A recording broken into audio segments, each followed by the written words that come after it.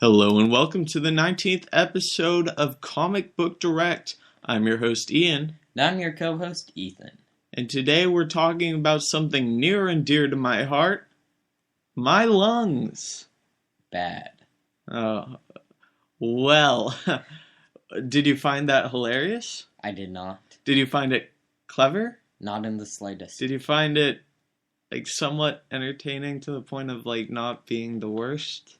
Nope. Okay. Well, that's a perfect segue right into our main topic today, which is humor. So, to start it off a little bit, what's your favorite humorous comic? I'm gonna have to say that my favorite humorous comic is Superior Foes of Spider-Man. Really? Yes, because though at some points it may be a little bit off color, it Green? is green. It is entirely green. No, it's off green, so no green No at green. all. Everything but green. Yeah, and if you put it on a green table, that table will guaranteed burst into flames. Not the comic's fine, but, just the table. Yeah? It's sort of like that Sharpie thing where you write on your hands and then you take a picture of it and then it just burns your hand, except it's with a table and it's with a comic book and it burns the table. Yeah. Nice. Me too. Thanks, man. I came up with it all by myself. Anyways, though it's a bit PG-13, Ooh, my mom doesn't let me see those, seeing as I'm 15. Maybe I'll finally get through a sentence. Someday. Though it's a bit, I don't know, I've already used my other two examples. PG-14. PG-14. Gonna have to find something new to say every time because you keep interrupting me.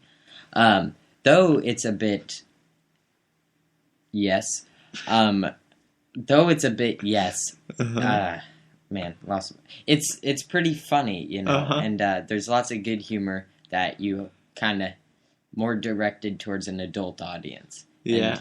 And so the younger kids wouldn't really understand it, but it's fun to read for teenagers and for adults, and it's pretty funny. Yeah, and those are the same guys, as we've said before, who wrote The Fix, which you also enjoyed. I did also enjoy The Fix. Did you? I did. Perfect. I enjoy the Superior Foes of Spider-Man as well, as I've mentioned in the past. I like how they use visual aspects of the comic book medium to really bring the humor to life. My personal favorite, is Dave, actually, which is spelled with a 4, as you can see in the title. And this is a comic about, can you guess? Charles. Exactly. Charles, the robot, who is pretty sarcastic, pretty random, pretty out there. And again, it's probably more on the PG-3 sort of side, It's a very interesting comic. It's got a lot of very unique features that aren't found in a lot of comedic-based comics. But it mixes sarcasm with sort of crazy random occurrences and interactions. And that's a type of comedy I enjoy a lot. And there's a fine line between the type of witty randomness that was in Dave and sort of the random and very shallow humor that's in, comics such as many of Bendis's pieces or many Marvel pieces in general.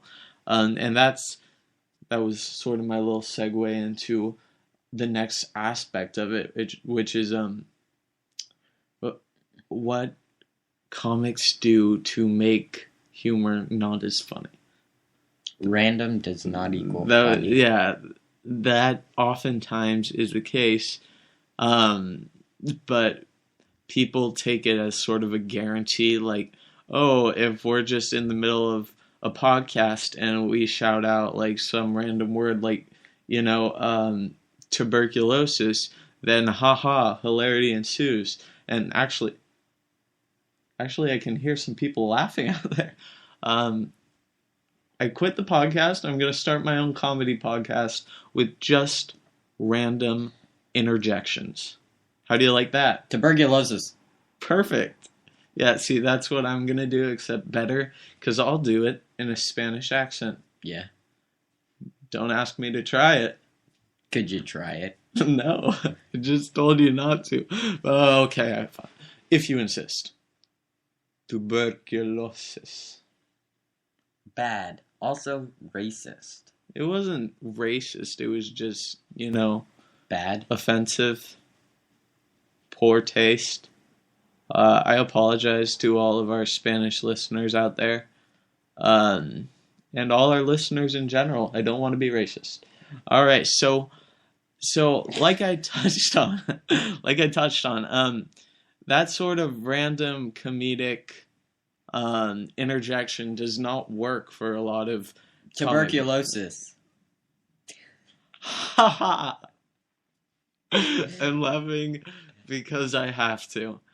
He is holding a gun up to my head, and this situation has grown far past what I thought it would. But I feel like there's a lot of dependence on that sort of random humor in, especially, like I said, Bendis' books. And that's something I want to stray away from. Bendis in the past has done well at humorous writing. I liked his writing in The Hood, as I mentioned before, but, maybe that wasn't Bendis. That might have been Brian K. Vaughan. One of the two Brians. But he has some good humor moments, but now he's kind of transferred that for the instant comedy, instant internet fame sort of humor. Like, for a more recent example, in Iron Man, All New, All Different, they had a little incident with Doctor Strange and the Mustache Bros. Can you guess who those are? That's pretty weird. Yeah, and it was so incredibly funny for Tumblr standards. So would you say that Bendis has Bendis funny before? I am going to kill you if you don't start. Okay, let me tell you, folks at home. Okay. Speaking of which, not gonna let you rat me out, but that's a perfect segue into my point. Okay. Puns. 3 weeks. Puns. 3 weeks of these stupid Bendis puns. I've had to endure this all for you. And trust me, I didn't think Bendis could get any worse. But when it's repeated over and over again in different variations of the pun form, it gets a little bit, I'm trying to think of a Bendis pun, but I can't bring it home. So, take it away. Good job. Anyways, puns in comics. Lots of Spider-Man comics use a lot of puns, especially right. Golden Age and stuff, And I mean, as far as those go, some of them can be pretty funny. Mm-hmm. Other ones can get old fast, I feel like puns and the instant sort of humor we were talking about before is something that needs to be mixed in with intelligent and more sarcastic or dark type humor in order to keep the puns and everything in their place. And when I usually find puns the most humorous is when they're mixed into like a sentence so that they're actually clever. And again, I'm coming up blank with any Bendis puns, but I'm trying, all right? So, yeah, they have to have some level of intelligent humor between these sort of puns and these sort of... Okay, since we're living in this internet age where immediately every key moment in comics is shared online... And remember... It really hasn't been this since a couple of years ago. I'm going to strangle you now, not only because you've used so many Bendis puns, but also because I can't manufacture even one of them. So every little panel gets distributed online, and that's free press for these individual companies and individual comic books. Just take, this isn't a humorous example, and we'll be touching on this later, but take Captain America and his turn to, spoiler alert, Hail Hydra. Hail Hydra. Right, that picture, even for those who haven't even heard of the comic book before, has been seen all across the world via the internet. And moments like those are captured and posted and give this sort of free press, free drama. And I feel like more and more often writers are looking for this one panel setup or like 3, 4, 5 word dialogue that'll really draw readers in and make them laugh. And I feel like that's a cheap way to get laughs. Like, it can be funny, like I said, but tuberculosis. Oh, Yeah. Couldn't think of a Bendis pun, so you yelled tuberculosis. That was my attempt at humor. Are you happy, folks at home? I hope this is the only podcast that has Bendis annoying. Don't. Oh. You Bendis. wound me. This is like a physical pain that I'm feeling now. Actually, I'm kind of sick in that regard. But yeah, we need to have those moments. Obviously, it's important to have, and it helps comics get out there, but not so frequently, and it has to be intermingled with actual good content. Right. Right. So, one thing I want to touch on before we move on to our read of the week is like Deadpool. He's a very important part in comedy, and I feel like we've touched on him before, but that sounded so weird. We've talked about Deadpool before, but in the context of comedy, what are your thoughts on him? My thoughts on him? Random does not equal funny. Yeah, that's basically what it comes down to. But I feel like he has a lot more sarcastic commentary and a lot of more socially aware commentary that can also contribute to making his jokes more in depth. He's got some funny jokes, Right. Don't get me wrong. Breaking the fourth wall is powerful as far as jokes go. Mm-hmm. So, he's got some good jokes, but a lot of his stuff is just turtles and dogs and pizza. Right. Like Jim Gaffigan. Yeah, that's true. I don't think I've heard any routines about turtles, but dogs and pizza sound somewhat familiar. Yeah, I feel like Deadpool's good in small amounts. I'm not so much a fan of most of his humor nowadays, even though his ANAD series has been alright. But he did have a lot of great humor back then. It's just that he's a character that's comprised of these instant comedy panels, and he's always been that way, so it's somewhat alright. But it can only work for so long. Right, it can only work for so long, and it's inspiring a wave of people who are not quite as funny, but still try to use the same style, like the New 52 Harley Quinn, for example. Talking about the motorcycle, obviously, not the character. They used a lot of cheap Deadpool. Did I say the motorcycle? You Not did the say character. the motorcycle, not the character. Moving on to the reads of the week. This week, we're just going to talk about Rebirth because, there were a lot of happenings around that. Well, not just Rebirth. We're also talking about Captain America. Yeah, but Rebirth for the reads of the week. Okay. So there were a lot of other great comics that have come out this week, but none nearly so important as Rebirth. Exactly. As Squirrel Girl number 9.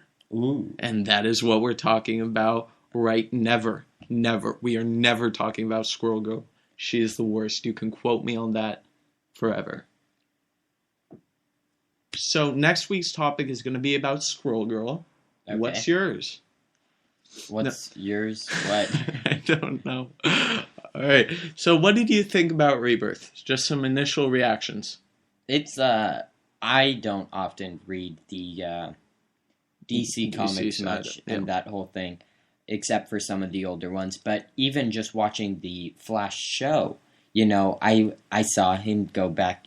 Practically an expert. Spoiler alert! But the last event before the season ended is he goes back in time and saves his mom. And when Flashpoint. Although he's done this before earlier, so I don't really know what's up about that. Right. But he goes back in time and saves his mom. And when I saw that, I was super upset because they finally solved everything. And then he's like, "Oh, I got to save my mom." Yeah. Which I thought was pretty dumb, you know. I mean, his dad even left with some great goodbyes. Like, if you're going to get killed by a villain, that's the way to do it. Make sure your kid's not going to be depressed. But that's like sailing through a hurricane and then just jumping off the ship.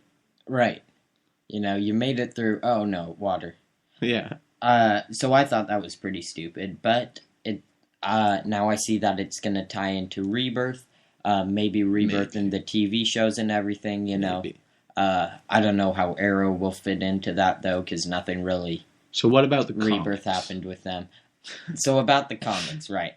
I thought the comics were really kind of interesting, because, you know, I haven't read for a while, but, you know, we see Wally West come and try the real Wally West. The real Wally West, yeah. And try to be remembered by everyone, and that was cool, kind of seeing his connection with these characters, you know, with Batman, with his girlfriend, with some old guy in a senior home. I'm not even. It's I don't know. Johnny Thunder. Oh yeah, I think that's his name. Of course. But he's pretty much the Flash of the Justice Society. Right. And he's great. Yeah. And he's crazy. Okay. Now. Yeah. Yeah, I enjoyed that too. I enjoyed seeing those relationships. What did you think about the Watchmen coming over into the main DC? Or at least Dr. Manhattan and maybe Ozymandias? So we didn't really see too much of them. Yeah. But, you know, we kind of saw the Hand and Dr. Oz talking to Clark Kent. Yeah. I don't remember entirely. I don't know. Keep going. Anyways, so we kind of saw their footprint, and we know they're coming over from... it's Superman from Superman and Lois Lane. That's what it was. Oh, right. But we know they're coming over already, so I think it'll be cool to kind of see them incorporated, how they'll fit in. I'm excited. And it looks like they aren't actually going to ruin the characters, which is really nice. One of the only things I'm afraid of, and this is just a theory, but it's been suggested that with the Joker planned on coming, right, or being introduced under his true identity sometime soon, it's been suggested that the real Joker might be, spoiler alert, maybe the comedian. And I really hate that idea. Like, I understand it has to be a pre-existing character, and I understand that I'm judging a theory more than I am judging Rebirth at this point, but that I don't want them to change any continuity that already happened in the Watchmen universe. Comedian should stay dead. The others should stay alive. That sort of thing. But so, real quick, just speaking along the lines of Joker. Mm-hmm. I don't know. I just thought of this, but since we know he's going to be revealed who he is, what if instead of being revealed to the Joker that we've grown up with, seen in all the Batmans, what if we get one of the other three, or the other two, we get one of them revealed, but the true Joker still remains a mystery? I would be completely fine with that, because I don't really like the idea of the Joker being revealed anyways. But I feel like that would be a letdown for all the hype they created around the event, you know? Yeah, that's true. Alright, so, yeah, I'm excited to see where Rebirth goes. It's pretty clear that this has been in the works for a while, and that's a really good sign to me. Even seeing that Mr. Oz has been around for so long now, that they've really cultivated this idea for a while, and there could be a lot of big implications with it, and there should be, and I'm excited to see where it goes. Yeah. Alright, so moving on to our question of the week. And remember, you can send us questions, you can send us comments, you can send us lawsuits. Please don't send us lawsuits at comicbookdirect@gmail.com. Also, if you know how to spell tuberculosis, we'd love to find out. It's so not funny, but I have to laugh. I'm contractually obligated. I actually don't know how to spell tuberculosis.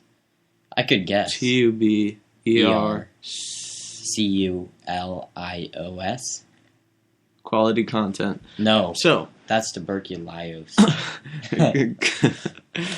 Comic book. Losis. Don't try again. Comicbookdirect@gmail.com. That's comicbookdirect. And you can also find us at our website, comicbookdirect.weebly.com. And I'd like to recommend that you go and check out our compadre. It's not actually our compadre. It's just us. Our YouTube channel, where we're posting these video shorts every week on Wednesday. And these are a wide range of topics. I believe this Wednesday we will be posting something about comic books transitioning into movies. And then next week, we're going in depth in Starro, the Conqueror. All right, so let's get to our question of the week. Do you have a name for us so that we can keep this person a secret? Bendis. Tuberculosis.Bendis. Tuberculosis.Bendis. That's the worst name ever. Why the dot? I don't know. Sounds more professional. What is tuberculosis short for? Not entirely sure. It's just tub. But he completely doesn't understand the concept of abbreviations, so he puts the period after the longer form. So, Tub Bendis. Tuberculosis. All right. Long for tub. What are your thoughts on the new, spoiler alert, Hydra Cap? Where do you think the storyline will go? And are you alright with it? From Tub Bendis. Tuberculosis.Bendis. Yeah, exactly. I'm excited to see this, because I honestly do not believe that Captain America would give up his morals to help Hydra. I don't think that's going to happen. Mm-hmm. Either some Skrulls came down, took over him or something, but he's not going to help Hydra. I will not believe it. Right, and that's my problem with it, actually, is that instead of producing a plot twist with substance, they're giving a tiny, controversial plot twist that'll end up being erased or retconned in the next 3 issues. Like, even if that wasn't Marvel's original intention, it's gonna have to happen because of all the fan backlash, right? It's gotta be. Like, he's America's pure hero. You gotta give him props for that, right? But that's my problem, is that there's no substantial twist, and instead it's just there seemingly, and this could be simply coincidental, but it's just there seemingly for news purposes, so that they can stay relevant since this week Rebirth was created, or Rebirth's first issue was put out. Otherwise, they would have been blown out of the water this week in terms of media. There is only one thing I can think of that it successfully outdoes a creation of an entire universe, and that's completely destroying a beloved character. Right. Also, another interesting note to add is, what Hydra side is he on? Is he on Baron Zemo's, or is he on the Red Skulls? Right. Personally, I think he's on Red Skulls because he did just hijack Baron Zemo's plane. I really didn't like Baron Zemo in this issue. It seemed like he was only for comedic effect. Like, if they're going to set up a serious war between them, they need to make it actually serious, you know? Right. But, yeah, I'm excited to see where it goes, but also reluctant because I hate that they did it. And I understand, like, oh, if you're a real comic book fan, you should understand that it's just another one of those twists. And that does make sense to a degree, but the timing, I can't get around the timing of it. My personal theory is that something, either A, he's some sort of triple agent, whichever amount will land him back in S.H.I.E.L.D., be it triple, quadruple, double, whatever. But yeah, he's probably not working for Hydra. I hope it isn't as simple and straightforward as that, because it wouldn't make for a very interesting thing. But this could bring him in conflict with Sam Wilson, the other Captain America, and that could be interesting. It just seems like there's so many white supremacist groups as villains in comics. It's kind of getting strange, and to add the very essence of America to a white supremacist group is disconcerting, to say the least. Right.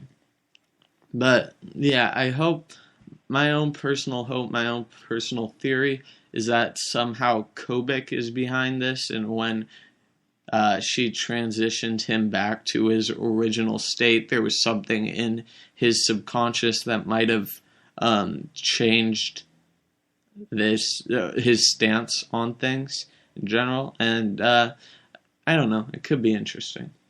Alright, so we're rounding out the top of the hour here, and by hour, I mean half an hour. Yeah.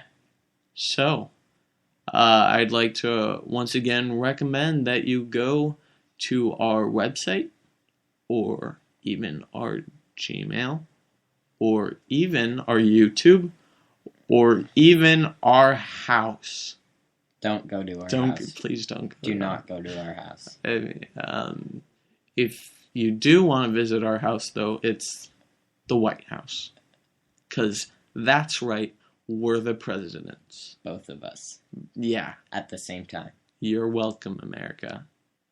He is the vice president, though.